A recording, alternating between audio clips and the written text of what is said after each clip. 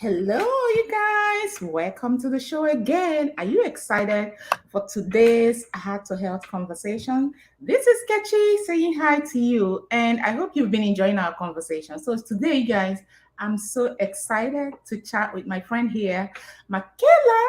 Okay, I'm doing it wrong. Michala, listen, I always forget.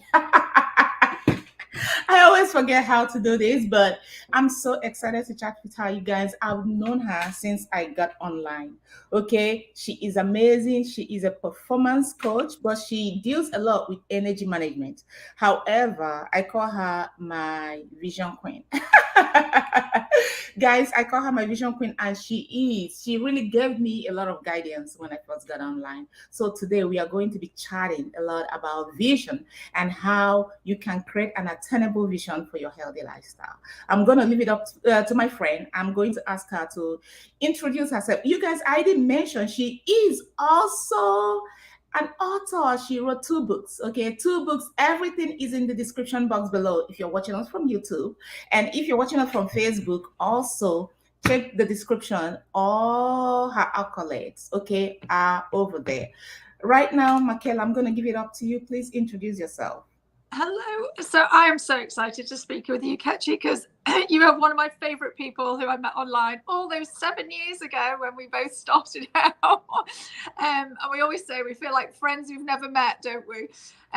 So I am a performance and mindset coach. I support purpose-driven business owners who want clarity of vision, but then the energy to actually live them and live it now as opposed to in the future. Because vision itself obviously is something that's future focused, but actually there's the potential for having it in the everyday is there for you every single day, and that's what I aim to do and help and support amazing business owners like yourself do. Nice. Thank you so much, Michaela, for coming. Guys, I'm going to put her information here. So make sure to follow her on Instagram, the same name, Wood for the Trees Life. Okay, I'm saying it wrong. Wood for the Trees Coaching. Yes. WFTT Coaching on Instagram, on Twitter, on Facebook. So all the information right here scrolling. Feel free to check her out. Again, all of these are linked in the description box below. So definitely make sure to check out my friend and support her. So we are just going to go ahead and start. I'm going to ask you this question, then I'll try and share. What is vision? Yeah, so in its simplest format, and I suppose when you're thinking about it, say for example, from an organizational point of view or even from a personal point of view, it's the future focus. It's what you aspire to achieve. So, you can have, for example, a company vision that would be something like, I'll give you one that I absolutely love, which is the Alzheimer's Association. And their future vision statement is something that they created. Their statement is a world without dementia. It's simple. It says what it does on the tin. It is what they want for the future. So for us, when we're creating our visions of our lives, we want to be thinking about what we want for the future. And that's basically where where you start with your vision and what you want. Now, on a company level or on a business level, you can create your own vision statements as well. But when I do vision in action board workshops, etc., we're looking at the whole. We're looking at you as a complete person and not just as a business person. Nice. I'm sorry. Listen, trying to share this broadcast most of the time is always a struggle. So I was just trying to share, but so I'm going to go ahead and ask you, I know that most of the time is vision like a monthly thing? Is it like a yearly thing, or is it like a forever thing? Because you mentioned a world without Alzheimer's, right? Right. So that's like a very long goal. How do we then differentiate a vision from, let's say, the things that we want to do, like I want to make money, or I want to, those kind of things that may seem so vague and we don't know how to go about it. How do we differentiate vision from fantasizing about stuff that we I say fantasize first. Your fantasies tend to tell you what your heart's desire. So, again, when I do the vision in action board workshops, I say, what do you dream of? What is it that your heart's desiring? What is it that you truly, truly want? And you start there. You start with that. But then and again, this is why I call them vision in action boards rather than just vision boards, because let's put them into action. It's a working document, you know, it's something that then you can use. So it's the visual representation of a whole strategy, if you like. You know, so again, I come from a business background, so I love strategy, but actually there's an energy in that visual board. And also, as I say, it's a working document. It's something that you can use to I mean, I do mine on a cork board, so I can literally take things off and put things on as things are being achieved, or things are, you know, coming into fruition and being realized or manifested, if you want to use the law of attraction terms. You know, those things then can be moved around or, you know, added to as and when that alignment, you know, and the downloads and the things that happen that allow us to add to and to expand that vision from where you are. And when you ask about like the time frame, usually when I'm doing a vision in action board, I'll say sort of minimum time frame would be a year. And sometimes when people come to me in overwhelm, I say, you know, they'll say, oh, you know, I was trying to do this with somebody else, but they said I had to think about 5 years in the future. And you know what? They're really struggling to get through the next month, never mind, you know, the next year even. So I say, well, look, just go for the next year. What do you want to be different, or what do you want to change, or what do you want more of in the next year? Put that into that board. Now, for some people, they'll come and they are legacy driven. They've got a purpose. They know that what they want, they've got, you know, maybe they've got a big idea, a big dream that they absolutely know they want to execute on. And it might be a 5 or a 10-year vision. Again, we're the humans are the people putting the time parameters on this anyway, let's be honest. That time can collapse with one phone call, one serendipitous meeting with somebody, one exposure to a certain, you know, platform or chain of events. And, you know, what could have been a 5-year vision could be realized in a year. So the time in a way is not that important, apart from the fact that as humans, we sort of need a time frame to work in. Otherwise, we can just have a tendency to let things drift. So my answer is, you know, yes, fantasize, dream, enjoy that part, but then that becomes a working document that has a time parameter that you sort of can visualize and see for yourself. And then what happens in that next part of the space is down to the actions that you're then going to take, and the universe looking out for you, and the, you know, the chain of events that tend to happen when we start taking action happening. You know, I remember you sent me a PM when you'd got a collaboration with oh gosh, what's it called now? I'm trying to think. The cake people. I can't think of the name. It's an American company.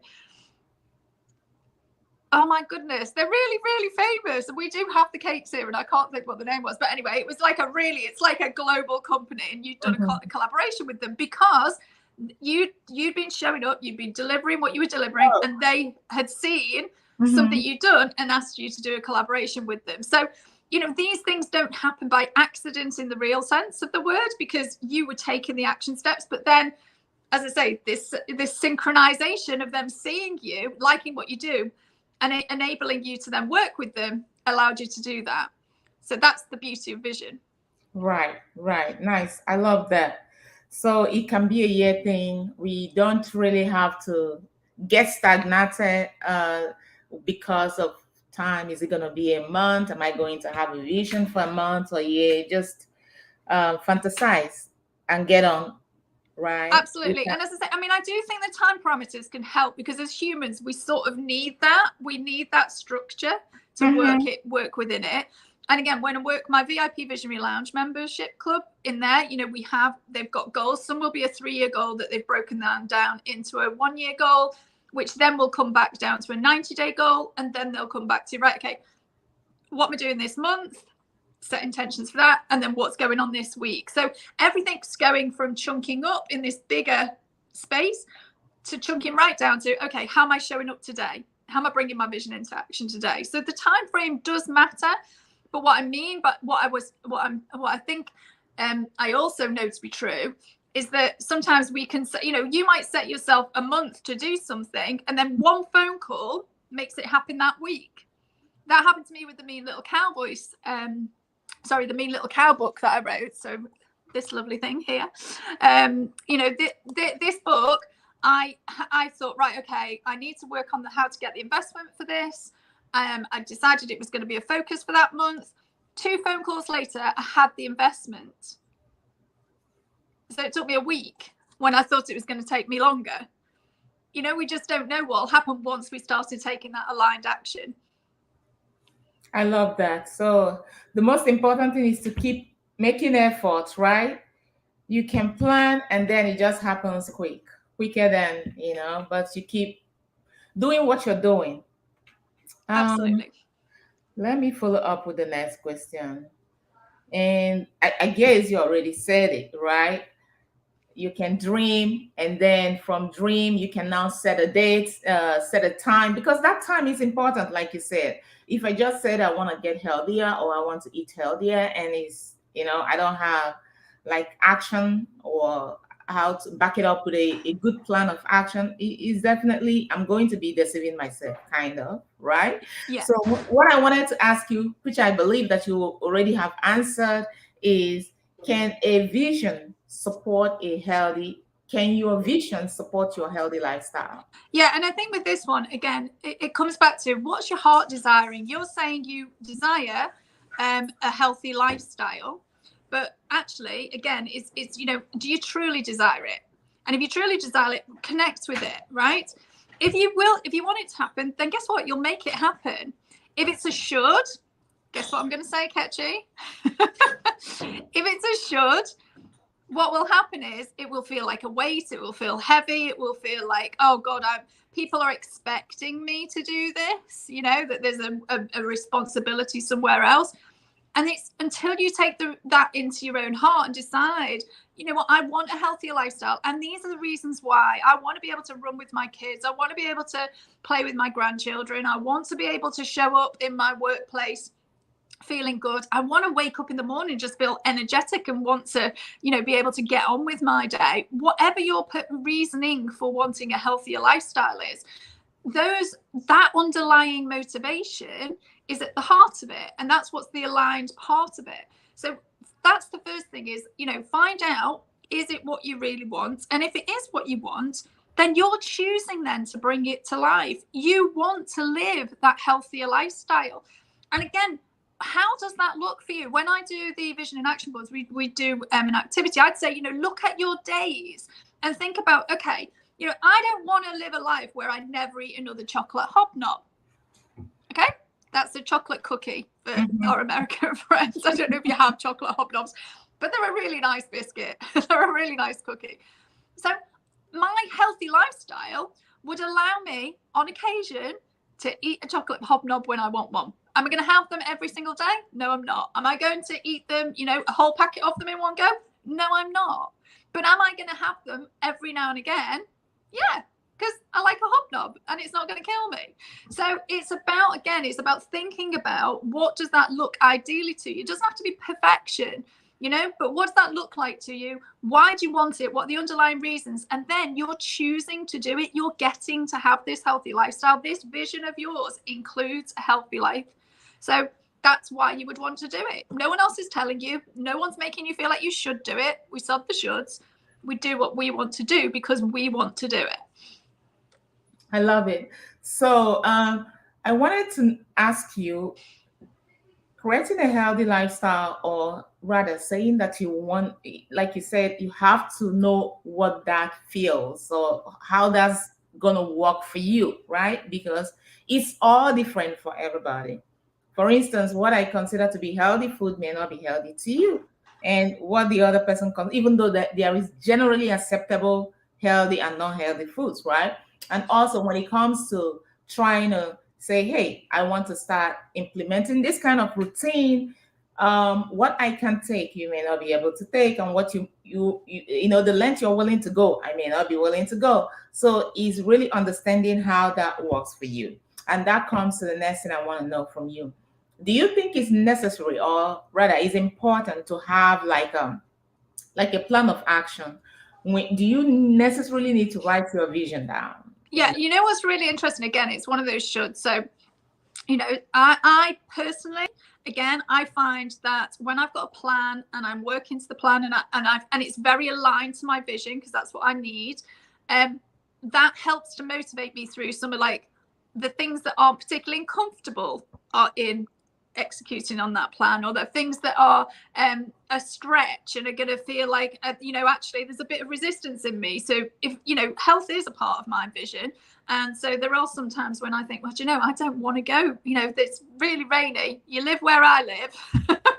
There's a lot of rain and grey days that you don't necessarily want to go out and do that long walk, or go for that run or whatever. So again, it's about then saying to yourself, okay, bringing it back to the plan is that I'm going to do this run here, and ultimately that's I'm going to show up, I'm going to do it even when it's raining, even when it's, or if I don't want to do it in the rain, I look at the time, what's going on with the weather, and I think, okay, well, I don't want to run in the rain, so I'm going to run in the evening when the rain's gone off.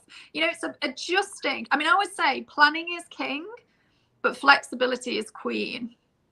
And that's the case for everything, for your business, for your health goals, for in your relationships as well. You can't plan everything. And the other side of that as well is, I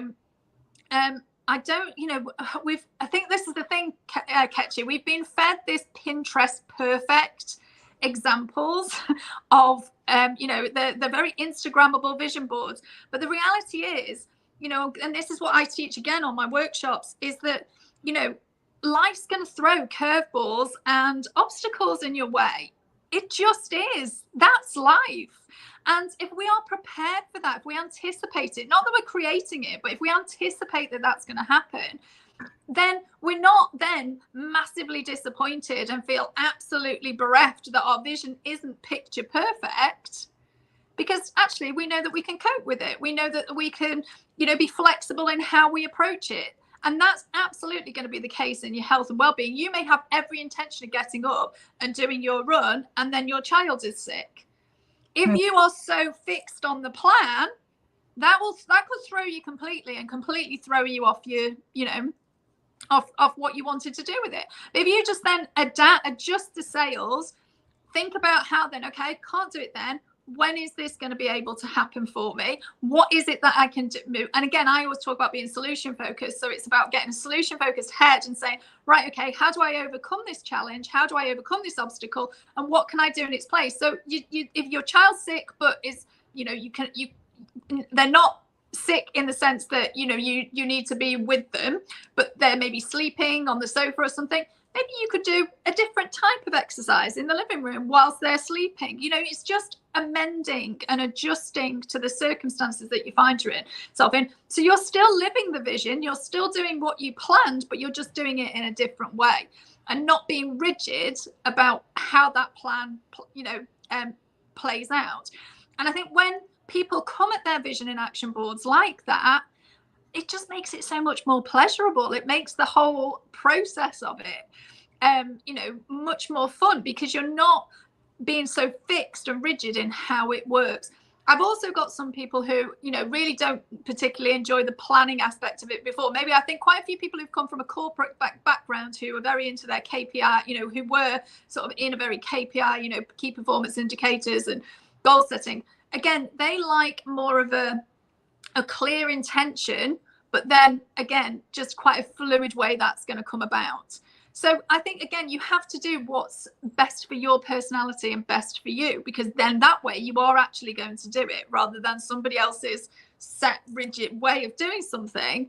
That's what I try to do with my clients, is found what way works best with you. And again, I know that you do the same with the nutrition. It's like, you're not, imposing a whole diet on people. You're giving them amazing recipes and showing them ways to eat in a better way, and letting them make the choices of what it is that they want to choose, which is why I constantly come on your post going, I'm trying that at the weekend. I'll be having that next week. Right. I love everything you said, especially about flexibility. Like, yeah, you can plan, but it's important to be flexible. Definitely. It's the only way, because again, look what's happened in the last couple of years with the whole pandemic situation and what's currently happening now. You cannot plan for these things. That wasn't even in any of our ranges, was it? It wasn't on our radars at all. So therefore, when something like that happens, you have to regroup, go back to the vision, see where you're at, see what's possible, see what you feel isn't possible. Because some things might be out of, again, for things like travel, I've got big chunks of my board that were full of travel, which I haven't traveled for 2 years. I'm now getting to the point where actually I've got to travel. I need it. My heart needs it. It's like, I need to do something that takes me into warm climes. So, that for me is going to be something that I will focus on my energy into this year, because I know that I need that for myself. So again, I just, it's about being flexible, being open to change, being open to the fact that your vision, like I said, we put those parameters in place because we, and they can be collapsed, but also they can be extended. Sometimes you don't hit an income target, for example. It doesn't, it's not the end of the world. It doesn't mean, it's, again, people make it mean something about them a lot of the time. It just wasn't necessarily the right time in that time frame, or something happened that caused it not to happen. And it's just about being open to looking at it, reviewing it, seeing what you've got control of, what you haven't got control of. And if you haven't got control of it, you just have to let it go and then work on what you can control. Wow, I love that. So basically, remaining optimistic about the situation, right? And then also flexible. And, anything that happens, because life will surely happen, right? Life Yeah. will continue to happen to us. So now let's talk about, are you good? Yeah, I'm good. I just apologize if you can hear my dog. He's just Oh, come back okay. from his walk, so he's just suddenly made a noise. No problem. I thought maybe the dog needs something. No, he's fine. We'll just Okay. ignore him. Okay. So now here comes the obstacles, right? Because sometimes you will do everything you think you possibly have done, and still things may not be just right. So I want you to give us tips. How can we navigate the optimism and the obstacles? Yeah, no, I think that's a great question. Again, like I said, I think it's that focus that this vision in action board isn't perfection. It's ideal. It's the ideal. And you being able to navigate when things aren't going the way that you planned is going to be the most powerful thing that you can do for yourself and for your vision. Because if you allow yourself to to be hit by that and then flawed, and I call it, when you go on that downward energetic spiral, when you allow that mean little cow voice to start talking, telling you you're not good enough, that the things that your activities are not being, all of that doesn't help. It doesn't bring the vision to life. It's not keeping that high vibrational energy. It's not keeping you in a frame of mind that is going to allow you to bring the vision to life. So it's about reviewing it and with discernment. So you look at it with eyes of, this is neither good nor bad. It's just what is. And in the fact of what it is that ultimately this has happened. And like I said a second ago, this is what I can control. This is what I can't control. And therefore, this is the action that I'm going to take moving forward. And, again, it's being positive about that. I've noticed, I don't know about you, Nkechi, but this has really been true for me in my business journey as well. I've had a couple of times in my business journey where I've really wanted something and I've sort of set the goal for it and it didn't come to fruition in the time frame that I set for it. And in hindsight, it was because I was not ready. I needed a few more lessons or, a bit more experience in something for me to actually be at my best, for that to be able to really fully manifest itself and allow itself to play itself out in the best way possible. But it was only in hindsight that I could see that. Right. So there was some beating up of myself and the mean little cowboys telling me I wasn't good enough and that it was a failure. But the reality was, I wasn't ready. And it was only later on, once I'd experienced a few other things, that actually, I was ready for that then. Right. So, and it happens most of the time. Sometimes you can, get a big breakthrough that you don't even know how to handle, how to operate in that capacity, kind of, and you may lose it, right? But Yeah, then, and they say that, don't they, with lottery winners, you know, people who win mhm, $1 million on the lottery, many of them, that money is gone within the year because they're mhm, not ready to have the wealth and then create more of it. They just use it up, basically, which again is no bad thing if they've had a great time with it and they're not bothered about the fact that, but actually if they could, you know, if they were more ready to accept that money in a way that then created more money, they could be millionaires for a longer time. You know, it's right. that sort of thing, isn't it? So I think sometimes the world works in mysterious ways. You know, we are given gifts of opportunity, Mhm. that, you know, in adversity, you know, so much. I mean, again, the pandemic's a good example of that. So many people really truly understand what they don't want in their lives because of what was taken away, and they know what they do want in their lives and who was around for them and things like that, you know. All of those things were gifts out of that awful situation that we found ourselves in the last 2 years. So I think, you know, we never know. And it's about trying to find those gifts of opportunity, take the learning when we're, you know, when things aren't going our way and things aren't as they're planned, and use that as a way to move forward in a much more powerful way, and allow us then to know that, you know, we can step into the next step with that growth, with that knowledge, and with that, you know, that resilience that we've shown ourselves during that period. I love that. Okay, so then now that you're emphasizing that we really have to be, I guess, kind to us, you know, as to how everything play out, you know, irrespective of everything that we are doing, right? I want to ask you, how important is the outcome or the progress per se? How important? I know you want us to, you know, calm down, you know, calm down, not the end of the world, but how how important is our outcome? Because sometimes if you put so much effort towards something and it looks like, oh gosh, this is a dead end, right? Yeah. It can hit us hard, you know. It can cause some people to spiral.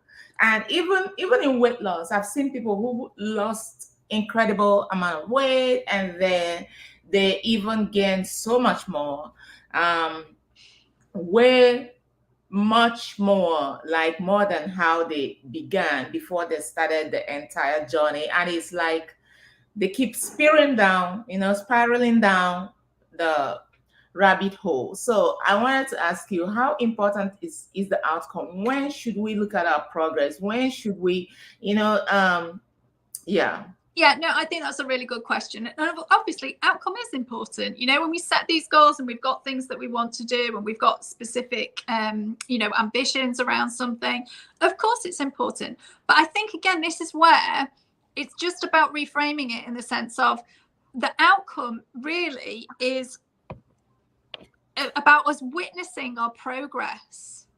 It's about us witnessing the distance that we are traveling and the growth that we are making in a particular area. So obviously in the weight loss, you know, if it was talking about weight loss, then that would be in the distance travel. But also, and I think this is where it's really important, it's the outcome isn't the stick to beat yourself with. It's about recognizing who you're becoming and what you're, or who you're being in the journey to that. So in the weight loss situation, for example, the way that I would look at that is, you know, you are loving yourself and caring for yourself in that weight loss journey. And that's who you want to be. And so therefore the outcome, yes, you obviously you may have a pounds or, you know, kilograms goal with that. But actually, isn't it more about, you know, what you're doing on a daily basis to nurture and nourish yourself and to be kind to yourself in the way and look after your body that is actually the most important part of that outcome? And if you're focusing on that part of it and knowing, like, you know, if you have a day where you go off and the hobnobs come out, those chocolate cookies I talked about earlier, you know, and you eat the whole packet rather than just a couple of them, then again, it's about looking at yourself, saying, okay, what happened there? Why did that happen? what was it that made me go for that instead of the walk that I know actually clears my mind better? What stress, what was it? Was it stress? Was it boredom? Was it, discomfort? Those things, when we do those things, they're an action signal. They are not something that you then use to, again, beat down on yourself, tell yourself you're terrible, tell yourself you're greedy and a horrible all the things that go through people's minds. And again, can I just be clear, I'm not saying anybody is greedy or horrible or anything. I'm just saying these are the things that when we do these things, that's the sort of narrative that starts in our heads. So for me, it's about, yes, an outcome is important. It gives us a sense of the distance traveled. It gives us a focus, because again, as human beings, some of us have a restless saboteur that can be, or have us going off in all sorts of trajectories, or a hyperachiever saboteur that's really, making us work too much, or a people pleaser saboteur that's actually looking after everybody else instead of ourselves. We have these things going on inside of us. And so therefore that goal can help us with the focus and where we want to channel our energy. But it really is, when you look at what that goal's doing, it's really just allowing us to track our progress, to track our growth. And our growth in both ways of when we succeeded and when we haven't, in terms of the commitment that we're saying that we want for ourselves. And then looking at why it is if we haven't, because then again, we can do something about that. And that if we stay consciously in that space, we can see what we're doing. Whereas if it's all going on in the subconscious, you don't even notice you're doing it. It's just what you do on autopilot, because that's, that coping strategy of going for the, whatever it is that you're doing, that isn't the healthy habit. We know that's just you. It's just you're on automatic pilot. Then the saboteurs are running the show. Wow. I love that you gave a detailed response. So what I understood is that there is actually no timeline to look at, but enjoy the journey in the process, right? Yeah. And again, you may set a timeline, Nkechi. You may set a timeline, because again, as humans, we like that timeline. But what I'm saying is, if the timeline is there for the sole purpose of keeping us focused within that framework, the outcome, we want to hit it. It's not that we don't want to hit it. Of course we do. But if something gets in the way from us hitting it, whether it be ourselves or something external, then ultimately it's about us really being able to understand where what distance we've traveled. And if we haven't traveled that distance, what was it that was stopping us? Just reviewing it again with discernment, not you're a good or a bad person. It's just, this is what happened. And what does that mean for me as I move forward? Love it. Not you're a good or bad person. I love that aspect, because I know that sometimes, and I do this sometimes, we beat ourselves down. We all do it. It's the most human function, Again, that's why I wrote the children's book on it, because I wanted kids to understand. Mine ruled me for 35 years. Did you say you have another children's book coming out? I've got a teenage journal coming soon. So that'll be another one that I'm putting out there. But this is why, because as young people, we haven't got a clue that's going on. It's just all the jumbled thoughts in our heads, and that, the voices of all the parents and the teachers and the mean friends get, it all just compacts into one. And then it's like, so actually, if we can help ourselves and understand that mean little cow voice, it just allows us then to stop that narrative, stop that beating ourselves up, enjoy the journey, be discerning around, that anything that happens to us along the visionary journey, whether it be a business goal, whether it be a health goal, whether it be a, social life goal, whatever it might be for you, that you feel that you're not meeting. Again, it's just review it. Why is it not happening? What is it that's stopping you? Is there a knowledge gap? Is there a support gap? Is there a desire gap? Sometimes we just don't want it enough, and that's okay too. But it's just owning it and saying, right, I don't want it enough. I'm not going to put what it's going to take into it, and therefore, just own it. It's okay to own it. Or it might be, I'm right now because my kids are sick, or right now because I've just moved 1,000 miles with my children, and whatever it might be for you. You know what I mean? We've all got different circumstances going on, haven't we? So, what it is about looking at and saying it's okay, but again, it's being honest with ourselves, not excusing ourselves, but being honest with ourselves, and then saying, and this is what's going to happen to move forward positively with this now. Wow, I love it. And this brings me to, everything you were saying. This brings me to the thing that we see in the society a lot, which is toxic positivity. How do we go from being really, really positive and encouraging ourselves and supporting ourselves and uplifting ourselves to then freaking end of the road, which is toxic? Because and that's why I love that you mentioned what is the problem.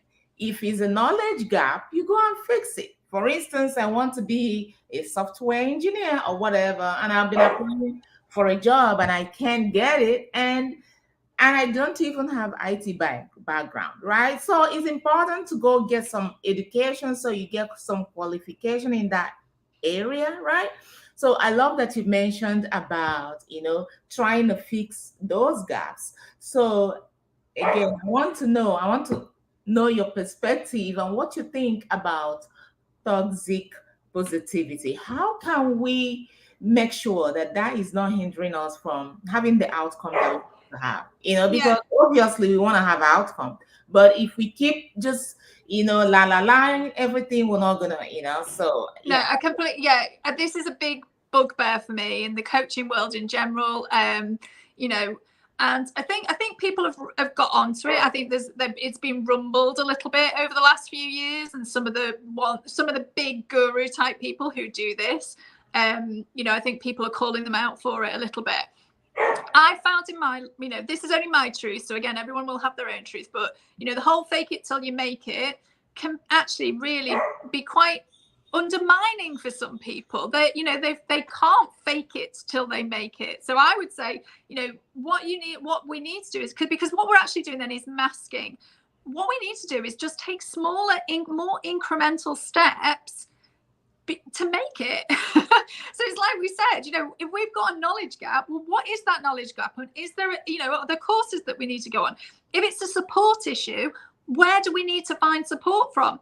And get that support, get that help, and that might be in the home. It might not be in your, in your business. Or if you're talking about your nutrition and healthy lifestyle, work with somebody who knows what they're doing around that. I do not profess to be a nutritionist. I know, I generally have a good, healthy vegetarian diet. I sort of, I come from a background where, everything was cooked from scratch, really, and it's only over in the last sort of 20 years, really, that we've even introduced the whole concept of convenience foods and food, those sorts of things. So it's about if I wanted to have, and I actually have sought to support this year with menopausal eating, because again, as your body changes and things happen, you need different things for different times in your life. So I would say, don't mask, if you're not feeling it, the first thing to do is really to work through that mental energy and that emotional energy. What is going on for you, right? Work that out. Now, I use what's called my RISE method, which again helps you to work through that. But it's really about seeing what it is that is sabotaging you, which is stopping you from doing what you want to do. And then once you've done that, then you can get into a solution focused space. But just telling yourself to get on with it. Sometimes you do. Sometimes it is just a come on, get on with it, kick up the backside, keep moving. That can work sometimes. But actually, if it's something that is a reoccurring behavior or something that's really dragging you down, you've got to work through that mental and emotional state first to allow yourself to work through it, to feel that, and then come out the other side of it. Masking it, just hiding things under the rug until it all implodes doesn't do anybody any good most of the time. So it really is about working on yourself internally, doing that good energy work, energy management work, and then bring yourself to the other side of that and saying, okay, right, I'm ready now. What's my next best step? And it's always just, what's my next best step? You've got your big vision, where it is you want to go. You've got you'll have your goals, you'll have set things that you want to achieve in that in the periods of time that you've set. If you're in a bit of a things have slumped slightly, or you're in a bit of a slump with it, or something's just happened, like we've just had this last week. We've had big things happening in the world that might have impacted you emotionally. I know it did me. Regroup. Okay, we work through it. Right, what's my best next step? And then you're off again. Nice, nice, nice. So when do you think, for instance, people that have like yearly vision, or yeah, when do you think they should revisit it every year? Yeah, I mean, basically in my VIP Visionary Lounge, we use our vision boards monthly. So every single month, we reconnect with the boards. We recognize what's still in alignment. Is there anything that's not in alignment? And therefore, do we need to tweak that? Again, we need to understand why it's not in alignment, because sometimes, again, those saboteurs can get in the way of that. It could be like, I didn't hit that goal, or this didn't work out in the way that I expected to. Is it really that you're out of alignment, or are you just ticked off because it didn't work in the time frame that you set it? So we don't throw it away if that's the case. But if it is something that actually, maybe you've just, I know I had one client who, she was hitting 6 figures, her business was, booming, but she'd basically gone down a model that somebody with very masculine energy was running, and so it just didn't meet her needs at all. So the model of business, even though she got the 6-figure business, just wasn't meeting her needs. So she then looked at that again and actually recognized, do you know what, these things needed streamlining, this offer needed to go, and she actually changed things. And so her whole vision shifted slightly because of that growth experience. So the success didn't bring her the happiness that she thought it was in the way that she thought it was, because she'd been following somebody else's model. But there was huge growth and learning in that, a massive realignment with actually what was really, really true to her. So that's the other thing, I think just accepting that your vision can be a moving feast sometimes, that we learn from and grow from the actual manifestation of the vision as well. That can teach us huge things. So that, I think that's the main thing with it, really. Wow, I love that. So, well, let me just ask you for more tips, maybe 1 or 2, because you've already dropped a lot. Yeah, tips that can help us get out of fog, out of the toxic positivity fog. Like a lot of people, and me inclusive, because I used to do it before, we'll listen to all the videos, positivity stuff, and, just stay there and be positive and stuff like that, which is good, because it uplifts your spirit. But what are the tips to help you get out of there and out, and into where you be doing something for your health, especially if you are creating this health vision for yourself, Yes. I mean, that's for me, is start with your self-awareness. So again, start with where you are. What's going on? Okay, that's the first thing. So why are you in the fog? What's the fog about? So find that out first of all. And also self-care, and again, when I talk about that, again, I talk very holistically about self-care. So it's not just about a nice bubble bath, taking yourself off for 20 minutes and allowing yourself to do a meditation. It can sometimes be standing up for yourself, allowing yourself to speak your truth when somebody else maybe doesn't like what you've got to say. And again, that can feel very uncomfortable, particularly if you're like me and you've got a really loud people pleaser saboteur. So those are acts of self-care that actually can sometimes really help you in that fog situation, is just that real clarity and self-awareness. Find out what is going on. Then return to your vision. Go back to your vision. Always go back to your vision. If you haven't got one, that's again a good place to start. Get a vision. When you've got this fog, it's because probably there's too much drifting. There's too much, I'm out here doing all these other things, and I'm on, that person's agenda is more important than mine, and I'm supporting that person, and I've got the. Come back to yourself. Come back to your vision. Get yourself a vision if you haven't got one.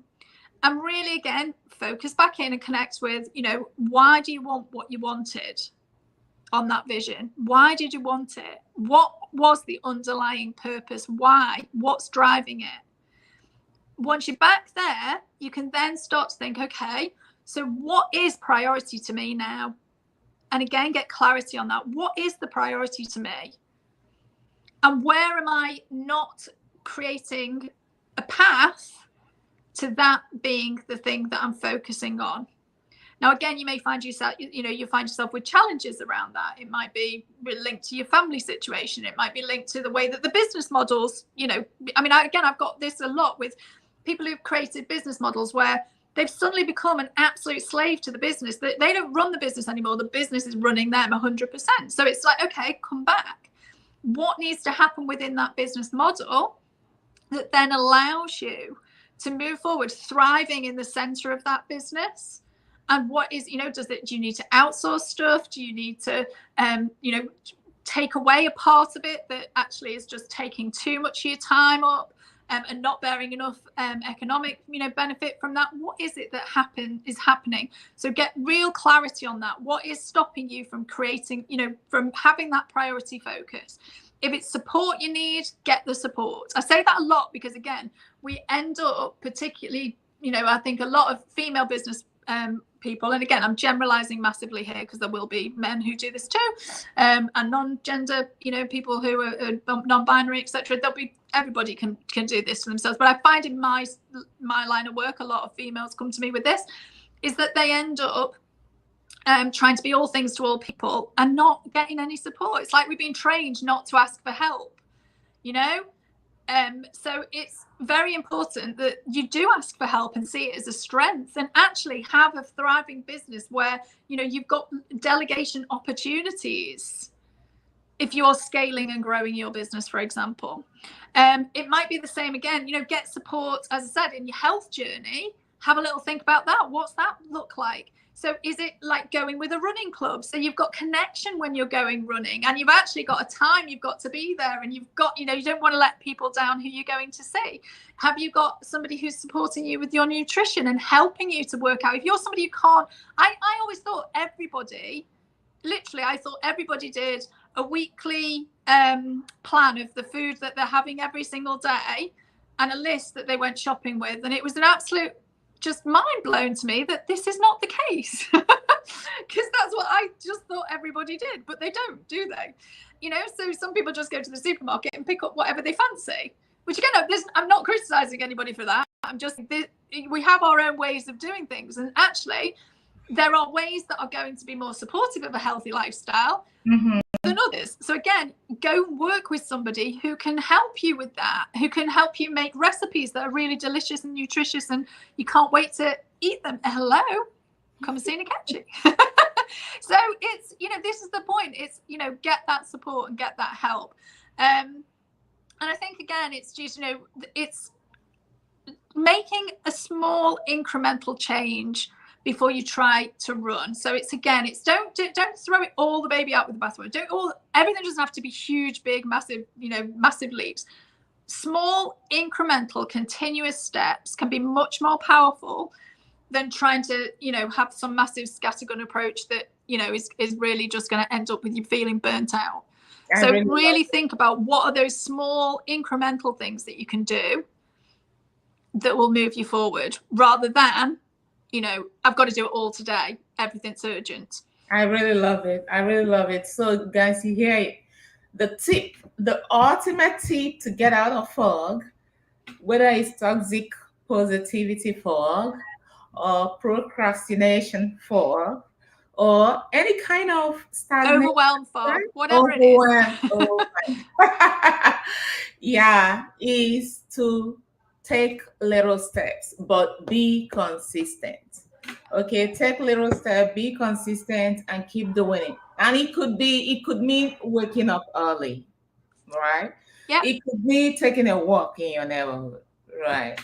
It could mean just having a meal plan, which Michala mentioned, very important. You cannot get to the store and try to pick this, pick that. No. We're not going to do that, right? So thank you so much. Listen, I have taken your time way beyond I said I was going to take. I wanted us to end at 11:30. Now it's 11:35. Let me quickly do some rapid fire question. And we really don't have a lot of people in the audience. But anyways, this is going to live on my YouTube channel. So anyone that gets over there that want this kind of information, can get it. And also, lucky enough, I have all your information in the description of this video, so they can also have access to that. Let me quickly go ahead and finish up, so I let you go because I know you're busy over there, and also the time difference. So it's getting late for you, and my day is just starting. Very sunny. I tried to go and hide, and now it's like dark here, but who cares? Anyway, it's so sunny and cold. Crazy, right?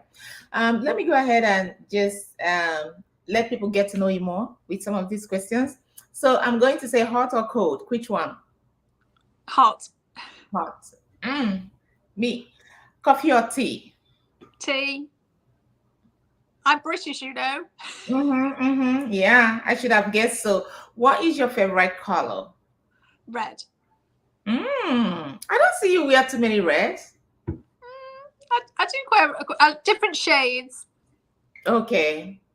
But on your website, yes, definitely some shade. My big red coat. What is your favorite drink? Tea. That's good. What is your favorite food? I love a really nice lasagna.